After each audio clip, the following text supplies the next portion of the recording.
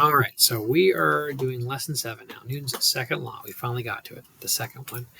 And so here our intention is to learn to apply F equals m times a, whichever that is, to an object to find missing information and relate the changes in acceleration to the changes in force. So what is Newton's second law? We're going to define it. We're going to talk about what mass and acceleration are a little bit more. And we're going to look at some examples. In our little GIF here, we can see acceleration being applied to masses. So, Newton's second law. The unbalanced force on an object is equivalent, it's equal to its mass divided by its acceleration, or force is equal to mass divided by acceleration. That's Newton's second law. It's kind of sus though. Like, why are we talking about what the force is equal to? Like, shouldn't we be, force seems pretty straightforward. We know that one. A better way to frame it is an object's acceleration, how much faster or slower it is going, is equal to the unbalanced force on it divided by mass. Okay, that's a much more useful framing. So wait, what's mass again though? That's how much object there is. Boom. So the unit we use for mass is kilograms in physics, which is a little more than 2 pounds. And weight is an easy way to measure mass when you are in a known gravitational field, that is the Earth. Now, the bigger the weight or the mass, the less acceleration for the same force, which kind of makes sense.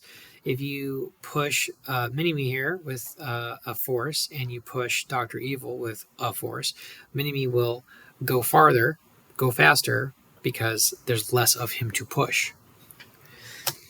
Now, what's acceleration? That's the change in speed an object experiences in 1 second. Now, the unit is meters per second, which seems kind of weird. It's also known as meters per second squared. You'll see it written like that, m divided by s squared. Now, in other words, it's how fast you go fast, bro.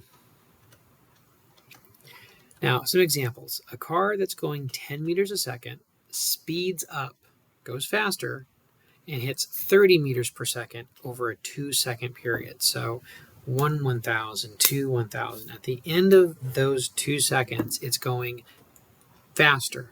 It was going 10, now it's going 30. Now, 30 minus 10 is a 20 meter per second difference. So it got 20 meters per second faster. Now, if we divide that by the 2 seconds that it was accelerating for, that means that it had an acceleration of 10 meters per second, or 10 meters per second squared. Every second it was going 10 meters a second faster. That's kind of what we're trying to say here. Now, a car weighing 1,200 kilograms experiences a force of 2,400 newtons is our first example. So we said the acceleration is force divided by mass, right?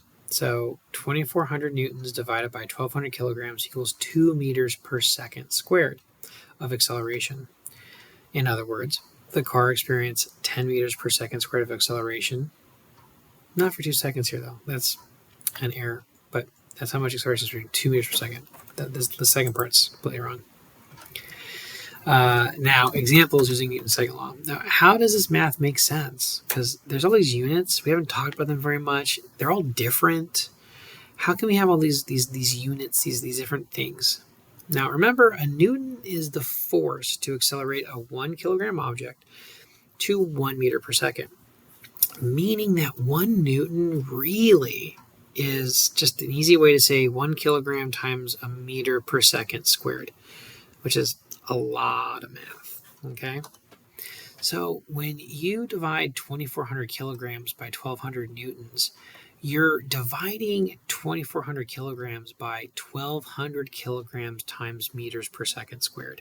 Those kilograms, they cancel out, and so the only unit left is the acceleration unit, meters divided by seconds squared. And that's it. That's all of lesson 7, all right? Time for us to move on.